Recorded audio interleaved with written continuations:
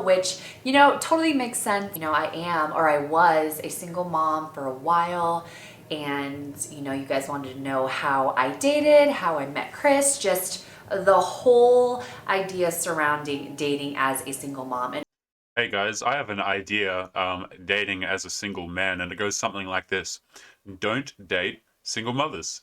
What is going on, guys? It is Taylor the Fiend back again with another response video, and on today's show, we're looking at a video submission through the Patreon on finding love when you're a single mother. Now, guys, we had some guys in the comments complaining yesterday. Oh, Taylor, how could you possibly feature a scripted video? They're so clearly actors, and you're portraying women in such a negative light based on actors. Well, today, guys, I prepared a bit of a different video for you guys. Now, we're going to be taking a look at some harsh realities here, when dating single mothers. But before we crack into it, guys, if you're new here, you're liking the videos, make sure you subscribe on your way in. Come and join the Discord, link in the description if you haven't already. And if you'd like to support the channel, as always, guys, be sure to check out the Patreon link in the description. You get access to exclusive videos and stuff like that. But let's go ahead and jump into today's video. And also, I want to put a disclaimer here at the beginning of the video. This is just how I did it and how I would do it. And I wouldn't necessarily say how I would recommend you to do it. I just feel like there's value in knowing how other people do things. You know what I mean? So just take that with a grain of salt if they heard the point of view and you or a habit or something maybe you have done before. I'm not judging you at all. We are all human. We all do different things. So just keep that in mind while we are going through this video. So In case you're wondering what I skipped there, guys, I just skipped about 30 seconds of her opening up with not wanting to judge single mothers. Now, guys, I think, look, at the end of the day, if you're someone in dating, please be judging people. Okay, you need to judge people for your own sake. The people that you let into your life, it's really important that you don't let in people who are going to damage and screw up your life. Okay, so this whole thing about, oh, we're not judging anyone for their actions. You know what? Mistakes are just mistakes they made in their past. You should accept them as they are. No, no, no, no, no. Guys, please be making judgments about the people you're letting into your life. Let's continue. what type of single mom are you? Are you the type of mother that is like, you have time to go out? When I was living in Florida, my parents lived there. I had friends there. So if I technically wanted to go out on my own and go meet someone at a bar or something like that, I could. I could just because I had help. My parents were wonderful. They helped me all the time. If I would ask them, of course, they would do the same for me. But realistically, at my age and the type of person I was like wanting to manifest into my life was not at a bar. That's just What are we, a minute and a half in, guys, and we've already used the M word, manifest. Guys, what do you think she's saying when she says, the type of man I'd like in my life, he's not the type of man to be at a bar? The translation there is, I need someone who, can perhaps provide a bit more than your average bar goer.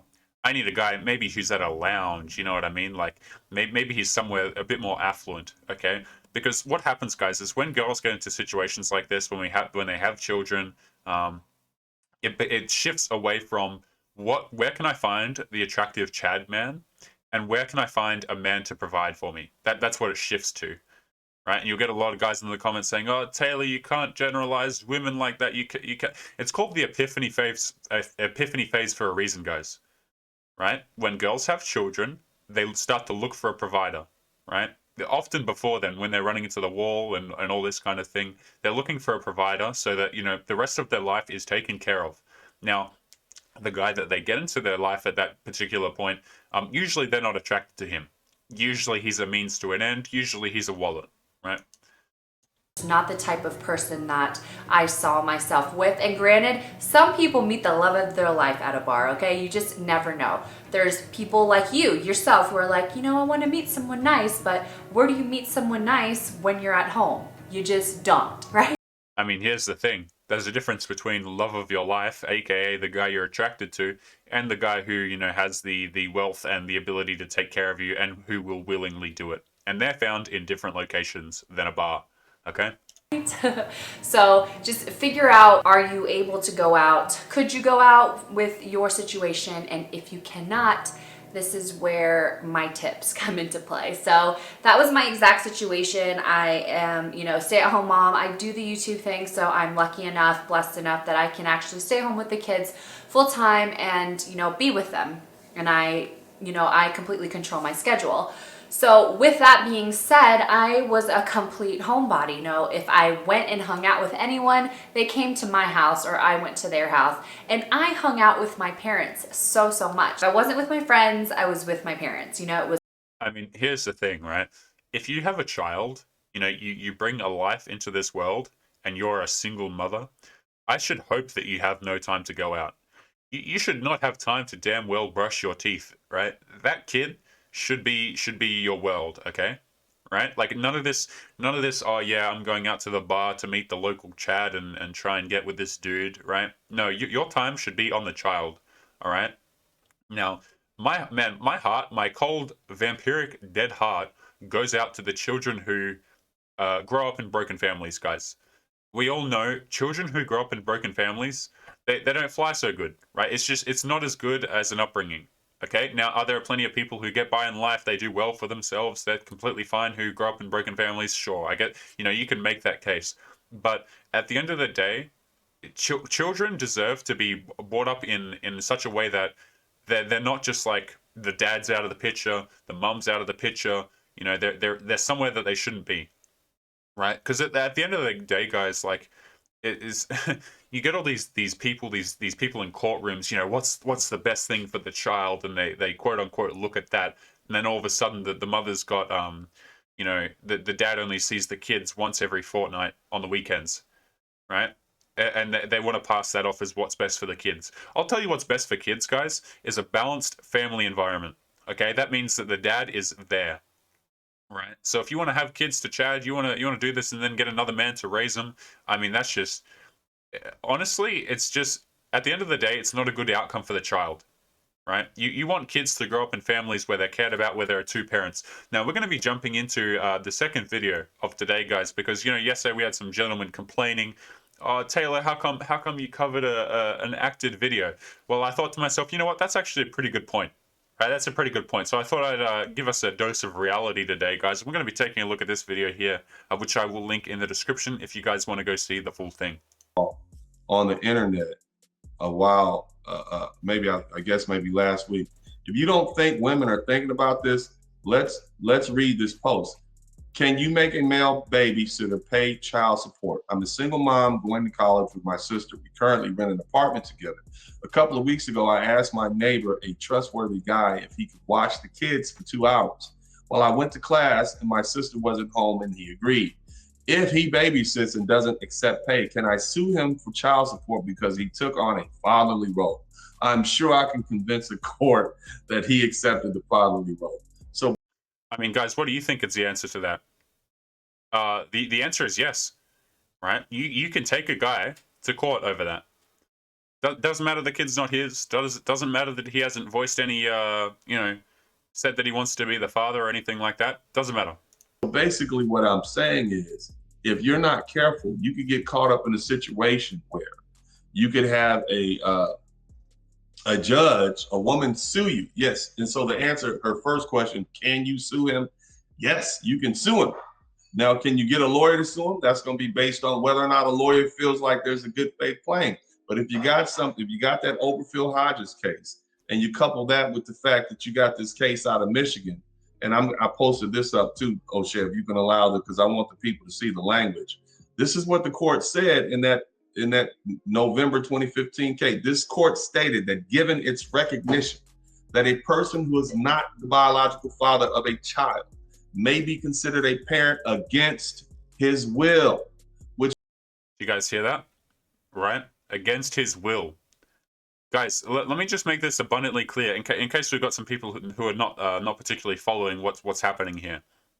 If you are a man and you spend time with a single mother, the kid of a single mother, maybe you take the kid out to lunch or drop them off at a few soccer games or stuff like this. You know what? Even though that kid is not yours, and even though you've expressed no desire to be that kid's father, you are still on the hook for child support, alimony, etc. Right?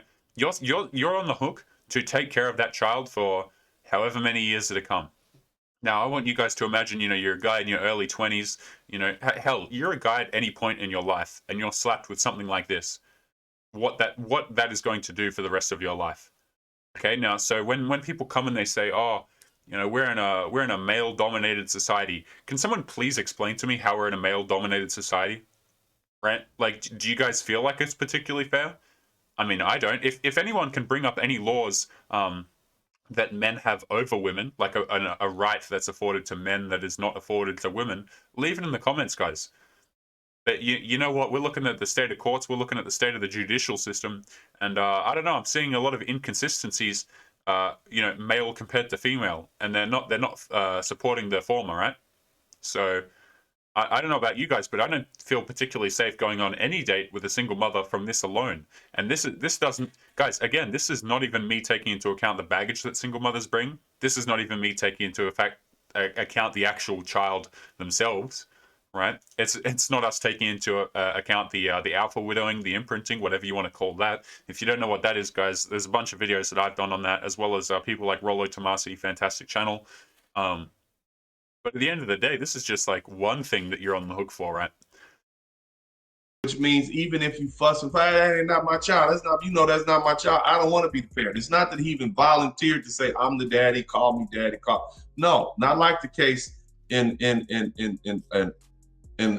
Stankovic case. They're referring to another case that happened back in 1996. Against this will, they made this guy be the dad. Consequently, they burden him with the responsibility of paying child support.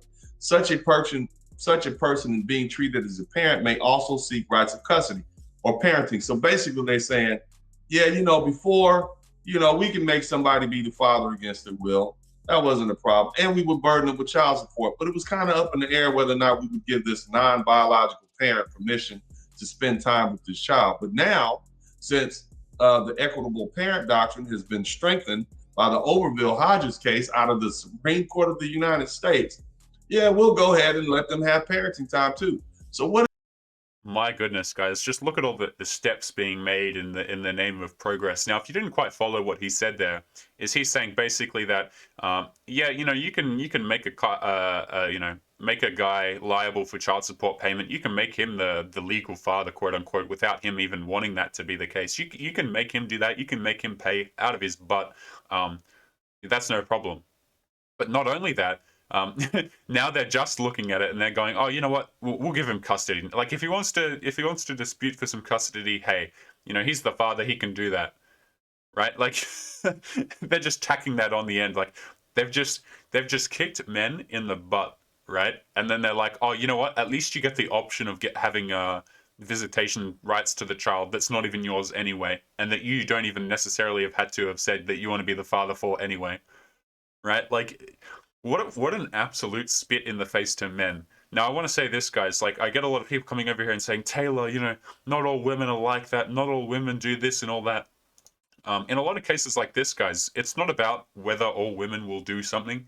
It's about the fact that they can do it, right? It's not about, guys, not every single mother's going to make you fail child support. Not every single mother comes with X, Y, Z. But you know what? They can. And when you're talking about stuff like baggage, stuff like imprinting, the correlation is incredibly high. And that's not even mentioning the life-ruining factors such as this. Let's continue. What does this mean for the average brother who's hanging out with a single mom? What it means is, if she can get someone to write a letter or someone to come testify that, he took my child to school, he picked my child up from school, he paid for my child's clothing, he took my child to the doctor, he babysat, he took my child to a babysitter, to a baseball game, football game. But he overall spent his time with my child, and heaven forbid, they call you daddy or stepdad, right? So now what have you done? You've basically given them enough facts to at least allege that you've taken on the fatherly role.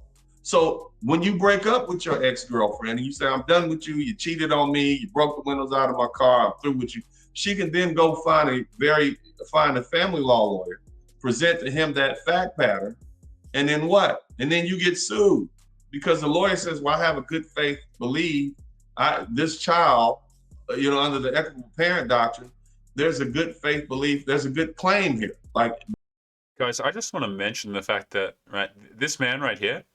Did you guys notice how nonchalantly he brought up the fact that, oh yeah, you know, she cheated on him, or he broke the windows of his car, and for that reason they split up, or whatever the case may be. You know what the real implication is there? The implication is not, hey, you know, that all women cheat or all women break the cars of windows or anything like that. No, no, no, no. The implication is that not the girl can cheat on you and then still bring up these allegations, and they have merit in the court of law. I want you guys to. I'm just going to make my character the normal size again, guys. I want you guys to think about that for a second, right? You're in a relationship with a single mother. You date a single mother, whatever the case may be, and you know you've got to bring that situation to an end. And she's really upset that you brought it up to an end. Maybe she cheated on you before, and that's why it's coming to an end. Um, Her claim for you taking on child support. Maybe you took the kid to soccer a couple of times. You're on the hook for child support, despite the fact that she cheated on you.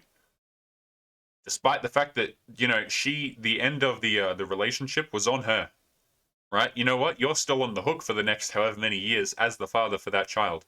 Isn't that particularly interesting, guys? I just thought I'd bring that up because, you know, he kind of glossed over it there, right? He wasn't saying that those particular things would deter, you know, an allegation being made or being successful. So, interesting, interesting.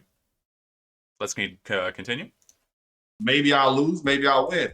But guess what? Even defending that is going to cost you money.